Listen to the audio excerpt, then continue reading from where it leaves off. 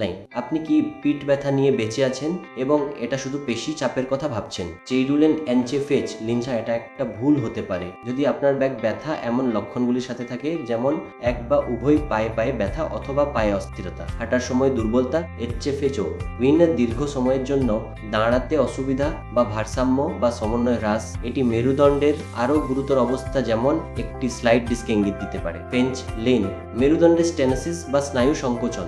অনেক রোগী কয়েক মাস ধরে এই লক্ষণগুলোকে উপেক্ষা করে থাকে। দুর্ভাগ্যবশত জেডিএন সেফি নেই।